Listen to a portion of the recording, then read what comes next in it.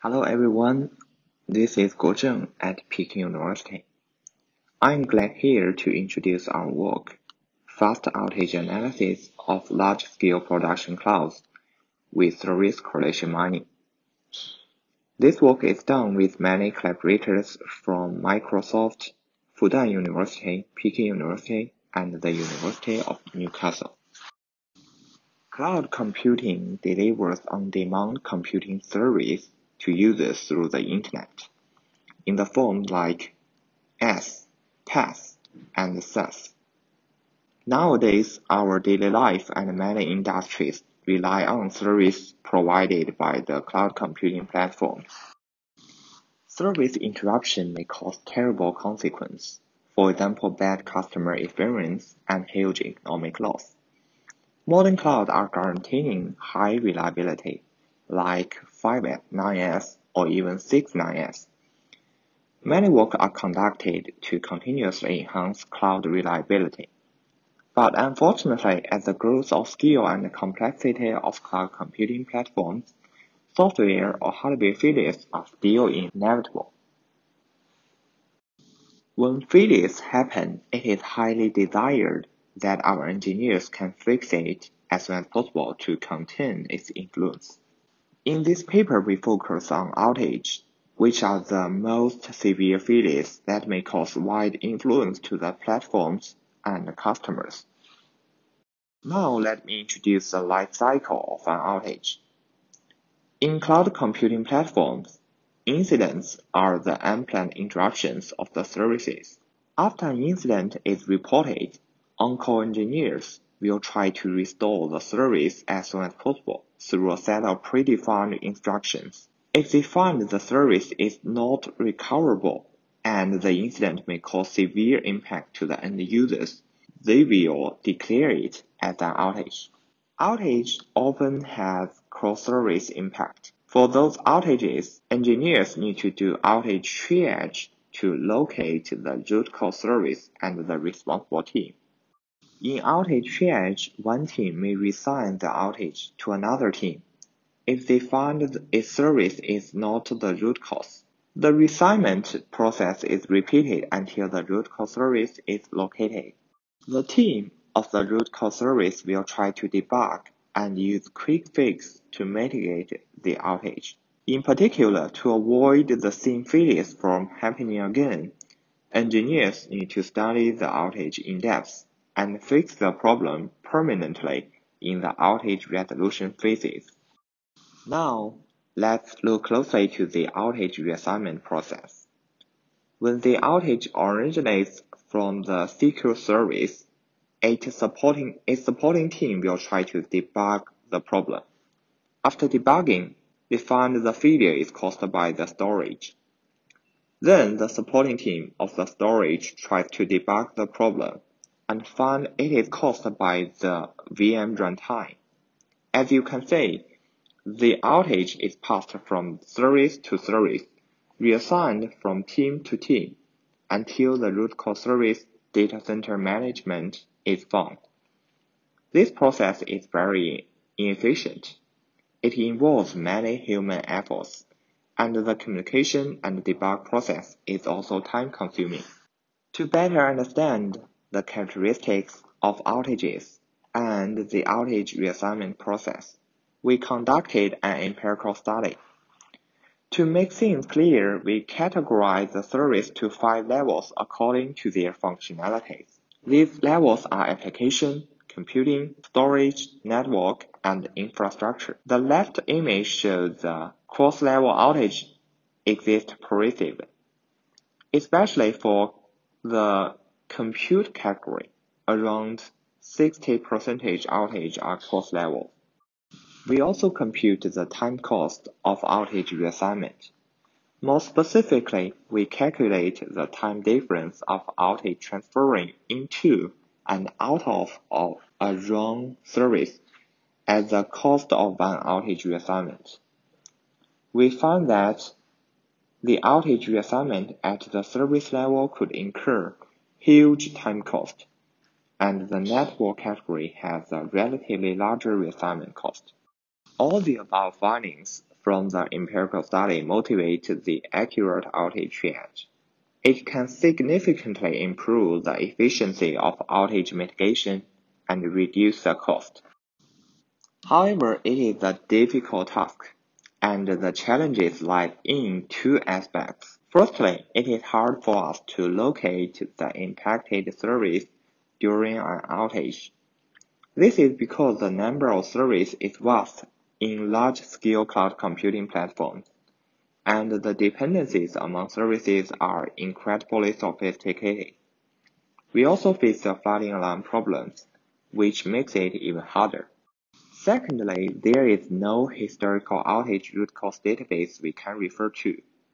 Outages are disposable because these kind of severe bugs are deeply studied afterwards to avoid it from happening again. This means repeated outages are rare. Our method is based on outage diagnosed data, specifically after resolving problems in the cloud computing platform. People add links between related incidents. Therefore, based on incidents related to a real-time outage, we can construct service impact correlations. We also find that outages with different root causes have the similar spreading patterns among services. It inspires us to construct service impact graphs and utilize machine learning algorithms to locate the root cause service directly. In this paper, we propose COAT, which is short for Correlation-Based Outage Triage. This figure shows the overview of COAT, which contains 5 steps. Since the impact of one outage usually have locality in time and space, therefore we firstly fetch the incidents which are reported in the same region and the adjacent time range with the outage. Secondly, we generate a meta-incident ID for each incident. Meta-incident ID gives us the ability to refer to the similar incidents in the past. As the figure shows, meta-incident ID is a combination of the service name and incident title template. The template is generated using log parsing techniques. In step 3, we build the incident correlation graph. As mentioned earlier, historical outages are well studied, and the engineers will label the correlations of the related incidents. By referring to these labeled incident correlations in the past, we can construct the incident correlation graph for the current outage. In step 4, we group the incidents by their own service to construct the service correlation graph. A node in this graph represents a service, and its value is the number of grouped incidents in this service. The edge in this graph is inherited from the incident correlation. Finally, in step 5, we predict the root cause service using machine learning algorithm. The features are extracted from the service correlation graph, which includes the number of incidents in each service and the correlation of the service.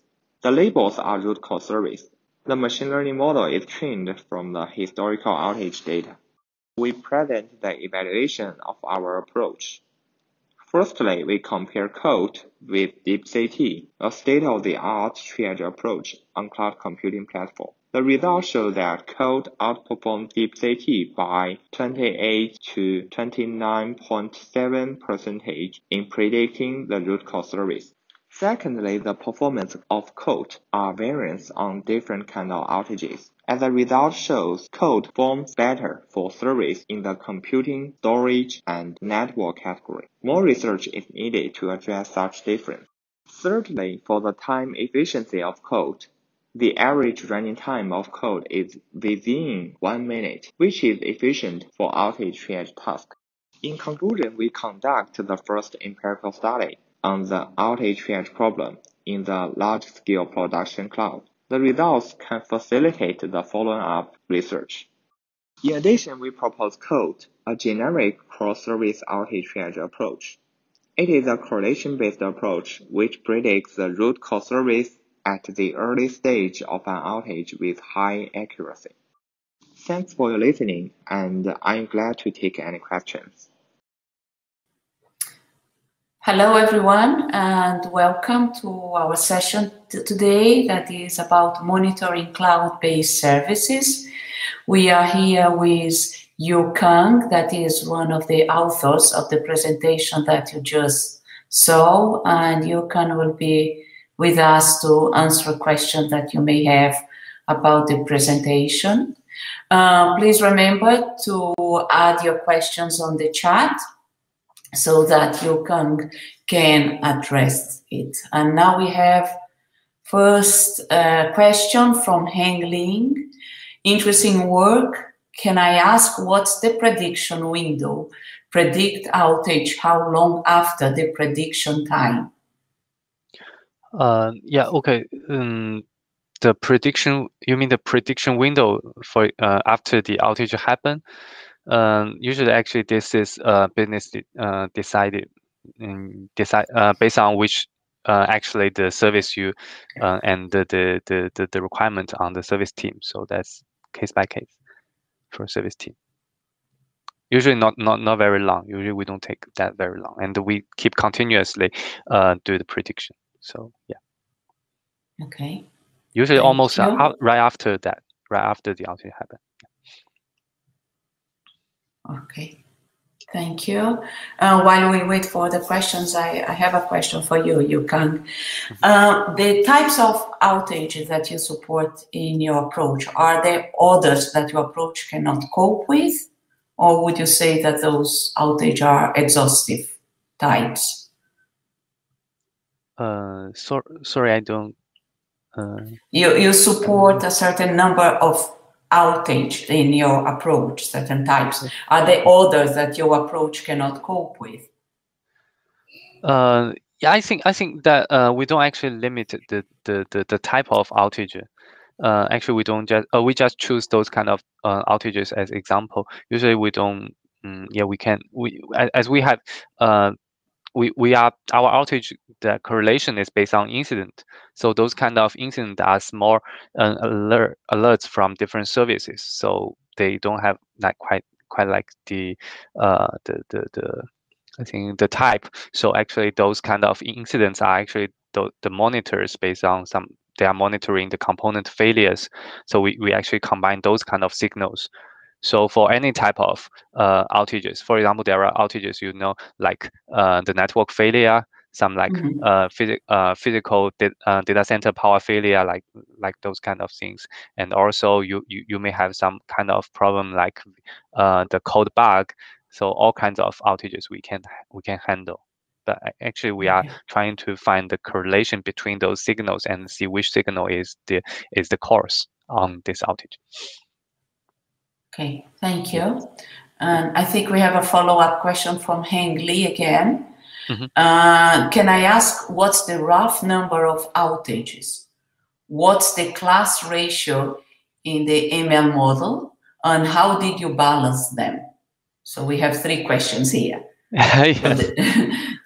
So the rough number of outage first, please. The rough number of outages actually due to the company policy, we cannot report that, but actually you can find some public available incident report from Microsoft, from Google, all kinds of that you can find from the cloud reports.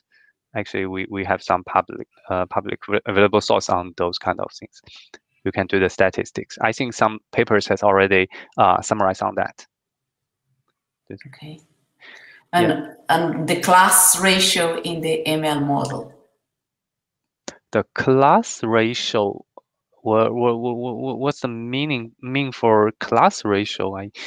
I'm not quite sure. Actually, the ML model is predicting actually between the different layers. We're actually predicting the layers. So the class ratio means how many layers? We actually separate 4 layers and the hardware to the software and some abstract. They are already mentioned. I think Heng Li is giving a clarification. He is interested about positive negative classes ratio. Oh, okay. This kind. Actually, this is we actually use this to tune our model. Actually, we have the if you consider the negative ratio, that's infinity, right? We have the outages, and for those all kinds of the time window that we don't have outages, that's negative sample. So we actually just for tuning the model, we actually try that. For example, 121 and 125, something like that, and as long as we have the good performance, yeah. Okay. We just verify whether we have a good performance on predicting the outage and manually check on those kind of negative prediction, like for false positive and false negative. Then we just do the check after we confirm the model is good. Then yeah. Okay, and I think there's a follow-up if you balance them, if you balance Yes. the class ratio. Yes. Okay. Thank you. Waiting for more questions. Heng-Ling is thanking you for the explanation. Yes, thanks.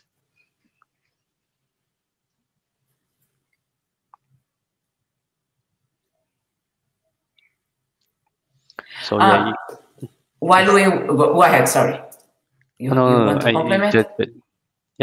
No. I just want to add more comments, but if we have more questions, yeah, just answer that. Okay.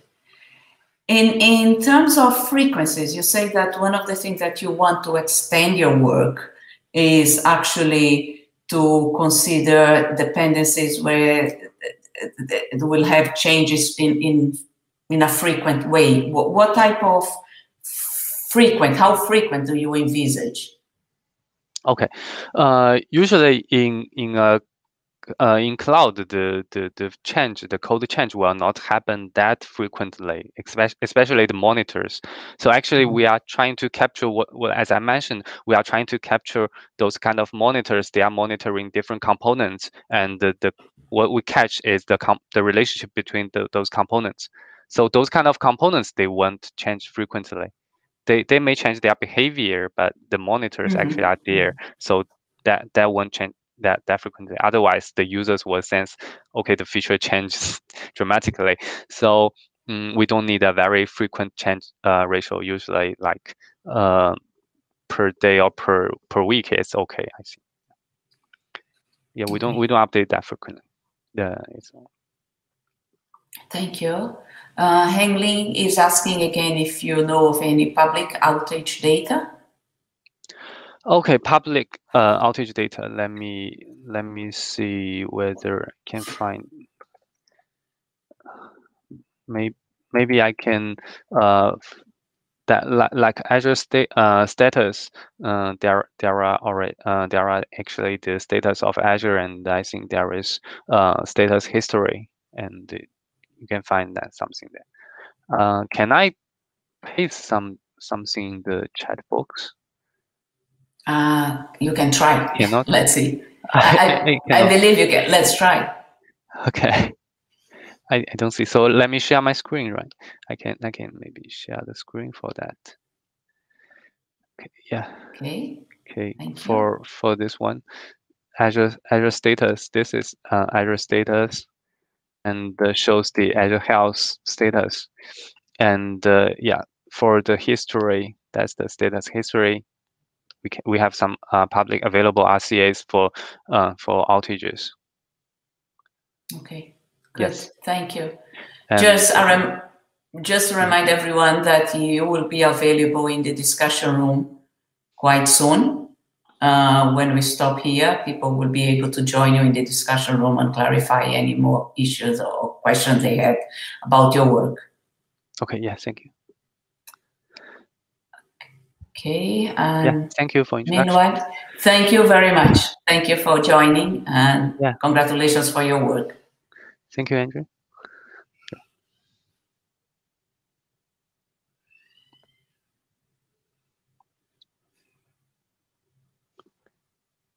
Okay, I see I'm off air. So what shall I do? Continue. A button will appear to join the discussion room. Okay.